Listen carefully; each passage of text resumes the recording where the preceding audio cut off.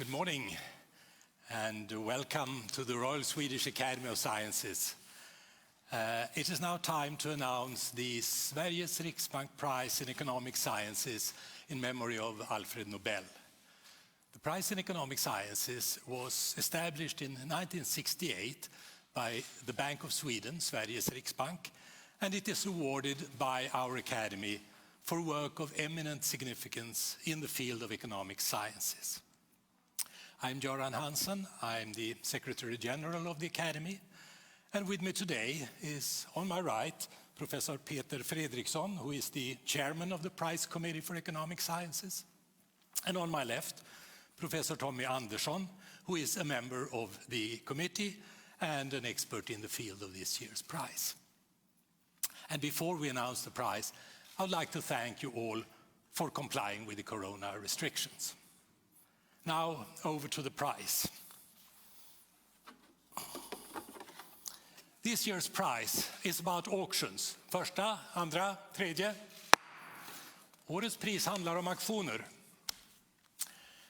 Kungliga Vetenskapsakademin har beslutat att utdela Sveriges Riksbanks pris i ekonomisk vetenskap till Alfred Nobels minne, gemensamt till Paul R. Milgrom och Robert B. Wilson för förbättringar av auktionsteorin och uppfinningar av nya auktionsformat. For improvements to the Royal Swedish Academy of Sciences has today decided to award the Sveriges Riksbank Prize in Economic Sciences in memory of Alfred Nobel jointly to Paul R. Milgrom and Robert B. Wilson for improvements to auction theory and invention of new auction formats. And you have the pictures of the laureates on the screen. Paul Milgrom was born in Detroit, Michigan in the United States. He received his PhD from Stanford University in California, and he remains at Stanford nowadays as Professor of Humanities and Sciences. Robert Wilson was born in the town of Geneva in Nebraska in the United States. He got his PhD from Harvard University in Massachusetts, and he's currently Professor Emeritus of Management, also at Stanford University in California. And as you may know, the pandemic put some constraints also on the Nobel Prize celebrations. We are therefore not requesting that the laureates come to Stockholm in December to pick up their prizes. Instead, we plan for digital prize lectures and a digital prize ceremony, with laureates participating over video links. We will come back to you with details as soon as possible, but it's already clear that Drs. Milgrom and Wilson will receive their awards before the end of the year, and that they will be invited to Stockholm next time we can celebrate Nobel Week with its traditional festivities. And now I'd like to hand over to the chairman of the prize committee, Peter Fredriksson, to make some remarks about this year's prize. Peter. Thank you, Göran. It's an honor for me to introduce this prize. Auctions are tremendously important. Every day they allocate astronomical values between buyers and sellers. They affect all of us, perhaps more than we think. For example, it's likely that you bought your home in an auction. Moreover, the amount on your electricity bill is influenced by daily electricity auctions. Since auctions are so important, designing them in the right way is absolutely key.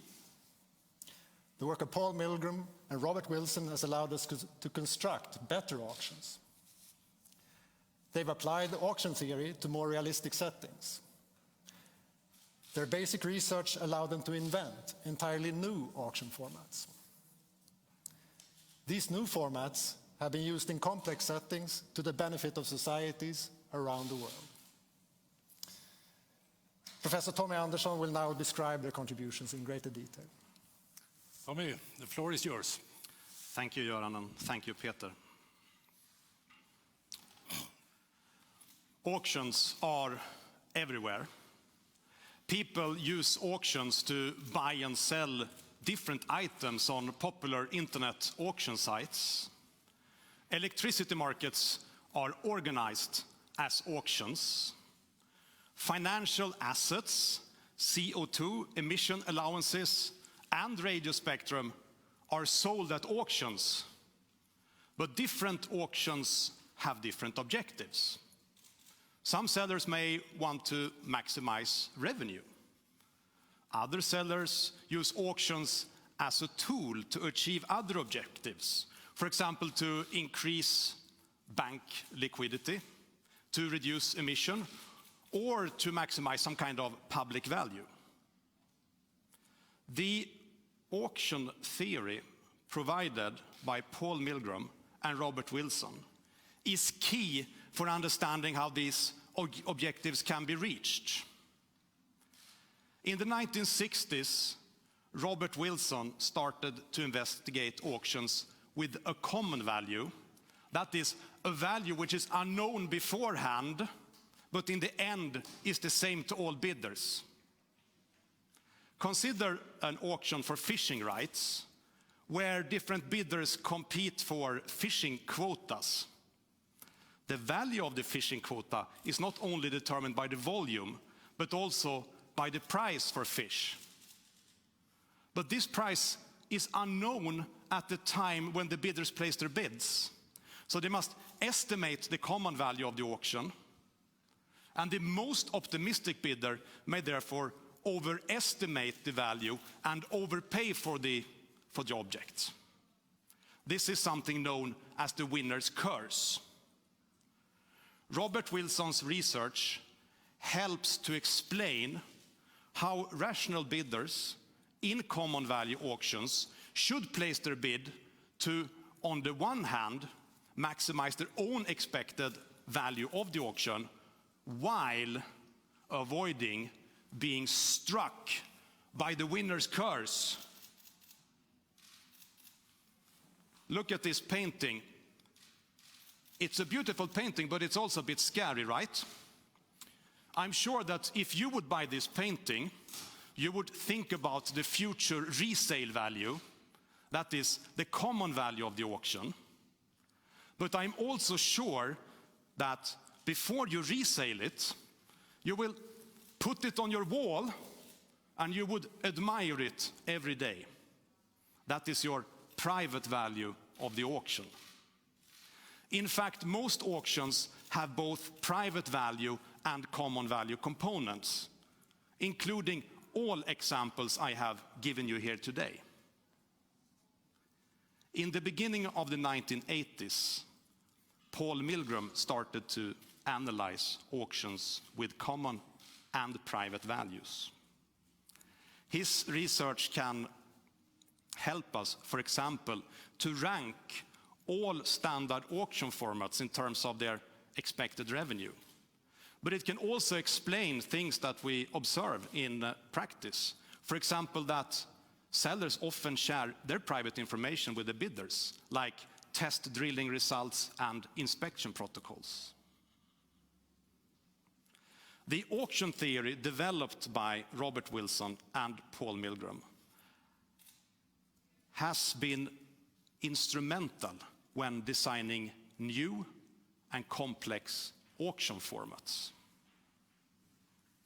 The auction designs by Milgrom and Wilson have been implemented all over the world to sell, for example, radio spectrum, fishing quotas, airport landing slots, electricity, and emission allowances. But designing these types of auctions, it is very complex. Suppose that you would sell radio spectrum to teleoperators and consider this map of Sweden. Some bidders in this auction for radio spectrum may only be interested to buy licenses in the north of Sweden if they at the same time can be guaranteed to get licenses all the way down to the south. Other bidders, they aim for local or regional coverage. So in this sense, the different licenses, they complement each other, but they complement each other in different ways for different bidders. So how can you then design an auction that takes these complementarities into account? How can you facilitate bidding? How should you update prices, and how should you select the winners? The first successful auction format that at least attempted to answer most of these questions was an auction format called the simultaneous multiple round auction.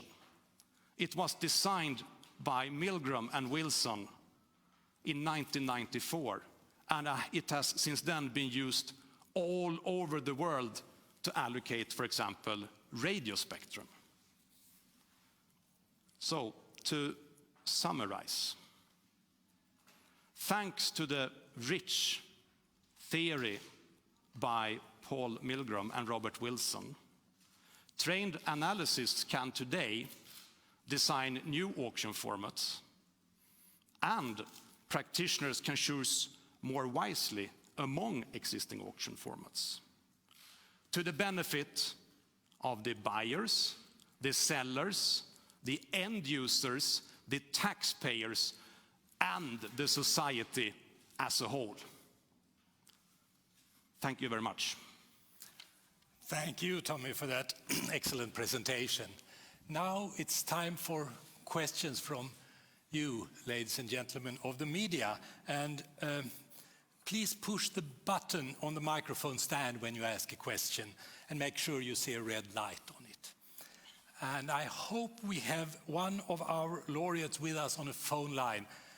Dr. Wilson, are you there? Very good. This is Göran Hansson again, who called you to give you the good news about an hour ago. And we are now in the middle of the press conference, and I wonder if you're ready to take some questions. Yes. So, who would like to start? Please. Good morning, this is Jens P. Nordström from TV4 in Sweden. Congratulations, Mr. Wilson. How are your feelings when you just received the news? Well, it's very happy news. We're very glad about it. Very early in the morning here. Have you had time to process anything about what you're going to do with the prize and how you're going to celebrate? Well, no, not at all. Haven't thought about it. I'm also wondering, one of the big questions in our society at the moment is environmental issues. Would you say, it seems that your theories would be very applicable to this problem in the world. Could you explain perhaps a little bit of how that might be able to be used?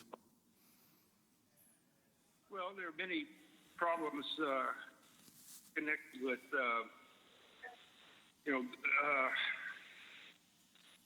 so could you state your question here? Go ahead. I'm sorry, I'll try to repeat the question. One of the big issues of the day is that environmental issues and how governments of the world are supposed to attack this. And it seems that your research is applicable in some ways to that. Could you perhaps explain a little bit of how that might be used? Yeah, okay. Well, so if you can take an example in a number of, just take an area like there's an environmental lead us to have more and more sources, solar and that are quite varied. You'd have to have various market structures implemented by auctions, both the system operator, both variability of the supply and demand. So the design auctions of electricity, for example, are very much influenced by the theory of auctions and native auction designs. Very good, thank you. We seem to have some slight technical problems with the line, but let's see if there are any more questions here. Yes, please. Good morning, Professor Wilson, and congratulations. I'm Carl-Johan von Seth from the Swedish daily Dagens Nyheter. Can you tell us what was the last thing you bought on an auction, and the greatest or most the most important problem you ever solved with an auction? Thank you. The last thing I bought in an auction, I made myself. I have never actively participated in an auction personally. There's some things that are implicit. Having auctions all around. If you look at a advertisement from a search engine, that advertisement was usually sold at auction. So it's something that you encounter a lot, but I'm not myself much of a participant in auction. My wife points out to me that we bought ski boots on eBay. I guess that was an auction. Okay, and the best work, certainly the work on auctions has been very influential. I've worked in several other fields that I'm proud of that work too. And I, with my colleague David Krebs, worked on the design of extensions of game theory to what we call a sequential equilibrium, and we think of that as important. And with my colleague Srihari Govindan, I work on the basic axioms characterizing the selection of equilibria in games that satisfy very stringent requirements for rationality. So I've worked in each of these fields and some others, but certainly the one that's had the most influence, the widest influence, is the work on functions. Thank you. Yes, we have one more question over here. You'll get a microphone in a second. Good morning. David Keaton from the Associated Press. Congratulations, Professor. Now, we learned that lots of what you discovered was in the early 1990s. This was before the internet revolution, per se. How has the internet changed the nature of auctions globally? Well, very profoundly, because with the internet, there's auctions are constantly run on a continuous basis by various enterprises. I mean, we certainly see this in the ad auctions run by the major search engines like Google. But you see it also in public auction formats like eBay. There are, I'm trying to think of some of the others, but if you just take the effect of the internet on financial markets is very profound, because we now have many venues for financial trading, and they're all tightly integrated through digital communications over the internet. So we have essentially instantaneous trading in financial markets. So I think it's quite pervasive. The effects of the internet is sort of everywhere in our lives, and auctions have been part of that. Great, thank you. One last question, please. Jens Nordström from TV4 Sweden again. Professor Wilson, one of the big questions is that this prize comes with a sizable chunk of money. You've already bought the ski boots. What are you going to use the money for? Well, amidst the pandemic, there's not much I can use it for. In terms of, I don't know, travel or something, but probably I'll just save it for my wife, my children.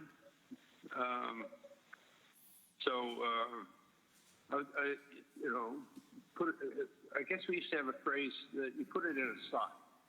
So just save it and wait for another time. Okay. Thank you very much, Dr. Wilson. Thank you particularly for being with us in the middle of the night, California time. Thank you, and congratulations again, and we'll be in touch.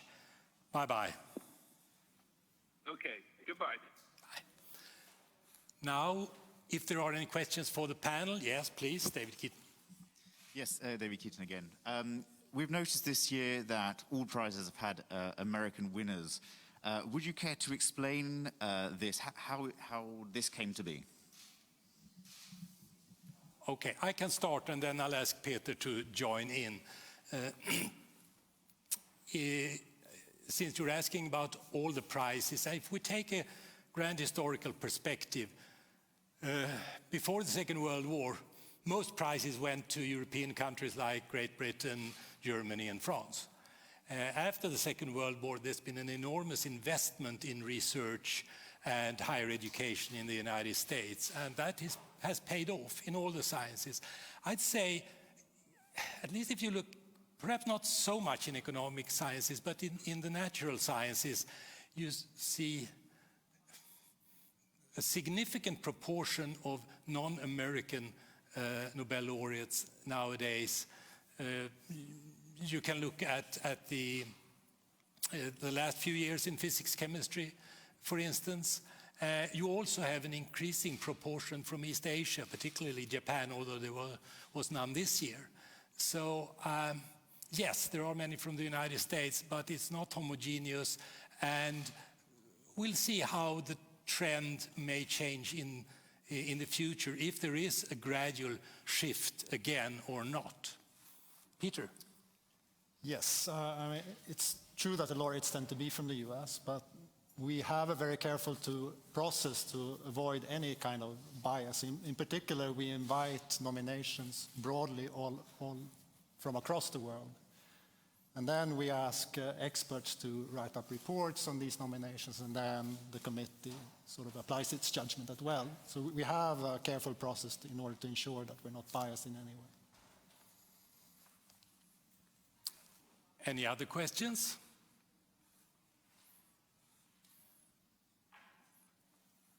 Yes, please, Jens.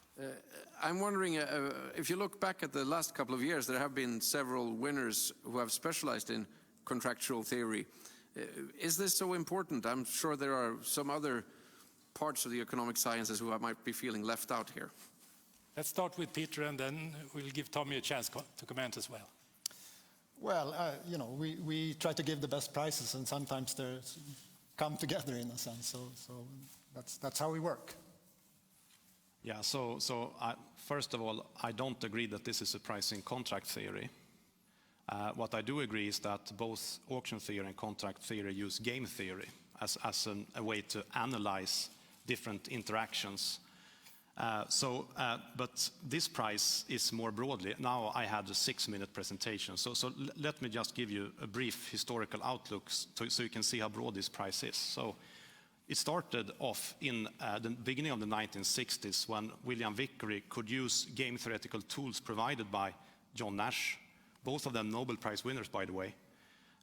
After that, we have fundamental innovations in both game theory and auction theory. In the end, I mean, this sparked interest in other directions like experimental economics, behavioral economics, empirical economics and statistical estimations. Nowadays, people like Paul Milgrom work with computer scientists and psychologists. So I mean, this is a prize which is like this broad, probably one of the broadest prizes we have ever had. What you're saying is that, yes, there is some theory on this prize, as there was when Holmström and Hart got their prize a few years ago, but this is not a prize about contract theory. Are there more questions? If not, I think it's time to conclude this press conference. Individual interviews will take place in various rooms and corners of the building, and our staff will help you find your way to your particular interviewee. Please remember to be careful and keep the distance when you exit the room. And with that, we conclude the press conference. Thank you.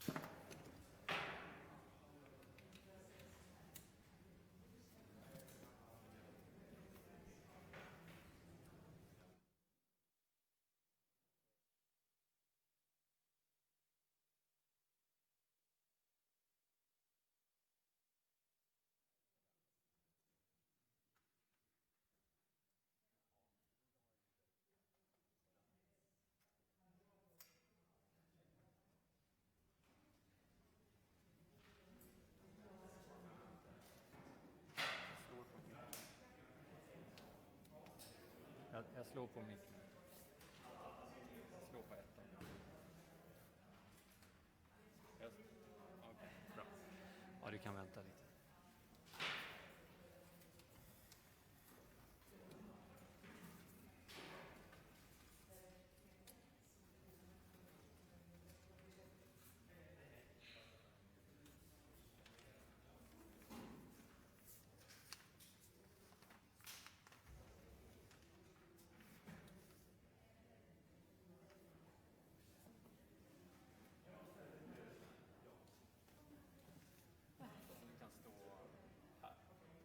Jag får ropa.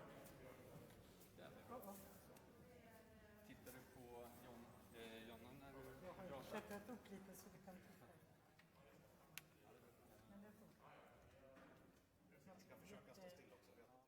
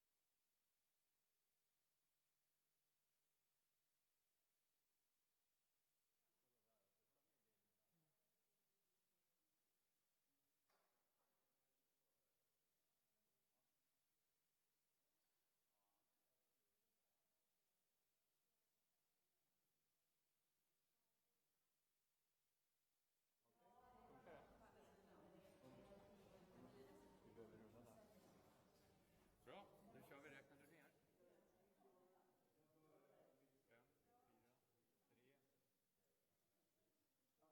Tommy Andersson, can you tell us what this year's laureates are awarded for? So the topic of this year's prize is auctions, both in theory and in practical applications. And this is an important prize because auctions are everywhere. I mean, we have seen during the presentation here, we saw several examples of this. So every time you open your computer, for example, you will see advertisements when you open internet. These are sold to you by auctions. At the same time, when you open your browser, someone is placing a bid to show you ads. Whenever you pay your electricity bill, the price is determined by the outcome of different auctions. Nowadays, the European Union and many other parts of the world sell emission allowances for CO2. So indirectly, auctions also affect the air we breathe, because depending on the outcome of the auction, it will be more or less expensive to buy these emission allowances, which will affect our entire global environment. Auctions is a centuries, I would say, old form of selling and buying things. So why do you need to design them? That's a very good question. So the first auctions were documented more than 2,500 years ago in ancient Babylon and in China and in the Roman Empire and other places. So you're absolutely right. But today's society is much more complex than the society were 2,500 years ago, when people bought and sold, say, potatoes and vegetables and things like that using auctions. Today we need to, divide the spectrum band into different parts, so different telecom operators can provide broadband services to their customers. And one way to do that is to sell spectrum using auctions. And this is very, very complicated, because it involves like hundreds of different licenses, multiple buyers, and also these different licenses complements each other. So you are only interested to buy licenses in one part of the country if you can get licenses also in another part of the country. So the type of markets we have seen developed over the last 2,500 years are so much more complex than they were back then. So therefore we need to design new auction formats, even though some of the classical auctions are still around. How would you explain this prize to a child, like 10 years old maybe? Yeah, it's that's a difficult question, but let me have a go at least. So, and then I can show it to my kids and see if they understand afterwards. So this year's prize is about buying and selling, and you can buy and sell things in different ways. The problem that is analyzed in this year's prize is that sometimes you don't know the value of the thing that you're buying or selling. That will be revealed somewhere in the future. So let me take you a very simple example. So suppose that I will have like a jar of glass, and I will fill it with coins. All of us can see that it's worth something, right? Because you can see that this is a jar full of coins. But very few of us can understand exactly how many coins that there are in this jar. And this prize is about trying to figure out how you should determine, using auctions, how many coins there are in that jar. So that's a very basic explanation, and serious auction theorists will probably not take that explanation seriously, but something like that. So you put a bid on something you don't know the value of? You don't know the value. Yeah, that's true, and you need to put a bid, but you can also learn something from other people. Suppose that some of the bidders brought a scale to the auction, so they can actually take the measurement of this jar, and then you can start calculating, maybe that person knows something that I don't know, and maybe I can see from how that person is bidding, I can learn something. So there are all these aspects, and of course this is just a small example, but if you look at it in reality, we look at multi-billion-dollar contracts that are sold for timber, oil, spectrum, and all these big things on financial assets. So it's very important to understand these very basic questions, and this year's laureates have helped us to understand that. So somehow you can become a winner and at the same time a loser? Exactly. Yeah, this is something known as the winner's curse. So if you go back to this very simple example with this jar full of coins, so suppose that we're all professionals, so on average we guess correct. But that also means there is someone that overestimates and overpay for this thing. And this is something known as the winner's curse. And this has been observed in different markets in the oil industry and other places, that surprisingly often the winners don't make any money. And this is because they are struck by this winner's curse. And this year's prize is about how to avoid that. Can you also tell us how do the awarded discoveries affect our lives? Yeah, in many different ways. As I said before, whenever we open our browser, we will see ads. Maybe some people find that annoying, others find it helpful. I leave that to you to decide, but it also determines, auctions also determine, how our financial assets are taken care of. So it affects our pension and retirement savings, it affects the electricity bills we pay, the air we breathe, and the fish we eat are typically also bought on auctions, on fishing quotas and things like that. So it affects us all indirectly and sometimes directly, even though we don't think about it. There is always some auction in the background that determines the outcome of something that we see. Can you tell us something about this year's laureates? Who are they? Yeah, so they are both from the US. Robert Wilson, he was born in 1938 or 37, so he's 83 years old, I think, and Paul Milgrom is 72 years old. So they have been doing lots of different things. Auction theory is only one thing that they can do. We saw at the press conference that Robert Wilson also spoke about his great work in game theory. Paul Milgrom has also done great work in game theory. They have done work on electricity pricing and all in different fields. They have done so much important work, and they have been truly, great scientists for such a long time. Robert Wilson, he published his first paper, I think, in 1967, and he's still working. So that's kind of impressive. I was not even born back then. So. Did they work together? Yeah, they worked together, and the most, I would say, the first really successful auction to sell very complicated goods like radio spectrum was designed jointly by Wilson and Milgrom in 19. And they worked together. In fact, they even live on the same street. Day and night. Yeah, so that actually turned out to be very important when we made the phone call this morning, but I'm not sure what I'm allowed to say and not say, so I'll just say that they live on the same street, so close to each other.